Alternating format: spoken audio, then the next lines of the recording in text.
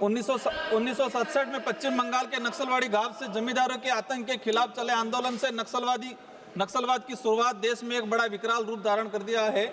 आज गृह मंत्री अमित शाह जी द्वारा 31 मार्च 2026 को देश में नक्सलवाद मुक्त करने का दावा किया, उसका हम स्वागत करते हैं। माननीय सभापति महोदय, हम बताना चाहेंगे, आज नक्सलवाद उन्मूलन की चर्चा हो रही है। इस सदन के अंदर आदिवासी रिजर्व सीट से 47 सांसद आते हैं, 47। भाजपा की तरफ से कितने आदिवासी सांसदों को बोलने का अवसर मिला है? छत्तीसगढ़, झारखंड, उड़ीसा, आंध्र प्रदेश, तेलंगाना। आज यही दिख रहा है कि किस तरह से उन्मूलन किया जा रहा है। सबसे ज्यादा आदिवासी बाहुल्य क्षेत्र विस्थापित हो रहा है, सबसे ज्यादा आदिवासी प्रताड़ित हो रहा है, लेकिन कितने लोगों को अवसर दिया इन लोगों ने? यही पता चल रहा है कि किस तरह का अन्याय किया जा रहा है। सदन में अन्याय हो रहा है तो स्वाभाविक है धरातल पे अन्याय होगा। कौन है मैम?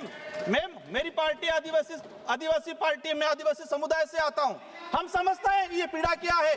अगर आदिवासियों के अधिकारों की बात करने गए, आदिवासी जल जंगल जमीन की बात करने गए, माननीय सभापति महोदय, मैं कहना चाहूंगा अगर ये नक्सलाइट कौन है, ये नक्सलाइट कहां से? माननीय सभापति महोदय, जब आदिवासियों के अधिकार की बात करेंगे, अगर हम लोग आदिवासियों के अधिकार की बात करेंगे, कहेंगे नक्सलाइट है। अगर जल जंगल जमीन की बात करने जाएंगे, कहेंगे नक्सलाइट है।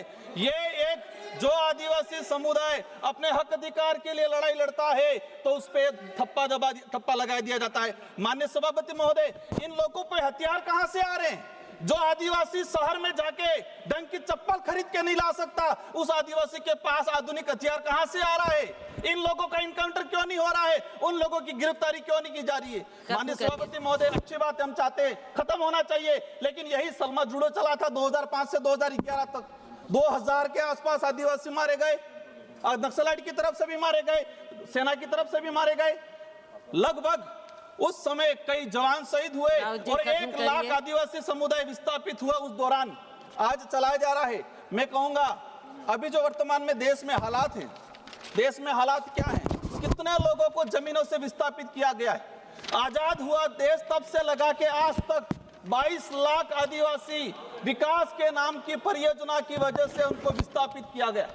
भाजपा सरकार के अंदर 10 लाख आदिवासी 2014 से लगा के 2026 तक 10 लाख आदिवासी परियोजनाओं के नाम से विस्थापित हुए हैं।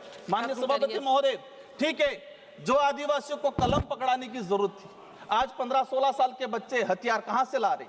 कौन पहुंचा रहा है उनके पास? कहां से आ रहे हैं ये हथियार? माननीय सभापति महोदय, आपके माध्यम से हम कहना चाहेंगे कि पूरे देश के आदिवासियों को इस सदन के माध्यम से मैं आह्वान करना चाहूंगा कि हमारे पूर्वजों ने अंग्रेजों से, मुगलों से, जमींदारों से पारंपरिक हथियारों, गुरिल्ला युद्ध की पद्धति से जल जंगल जमीन की रक्षा की। अब हमें इस आजाद भारत में सरकारों की पनाह से पनपने वाले उद्योगपतियों से जल जंगल जमीन की रक्षा कलम और कागज से करनी है और हम करेंगे ये चीज। आज माननीय सभापति महोदय, गृह मंत्री महोदय बैठे हुए हैं, मैं कहना चाहूंगा कि ये विचार बंदूक के दम पे नहीं, न्याय की दम पे खत्म। जी बिल्कुल, खत्म इनके साथ न्याय करना है, इनके साथ न्याय करना है। ऑनरेबल मेंबर्स, आपकी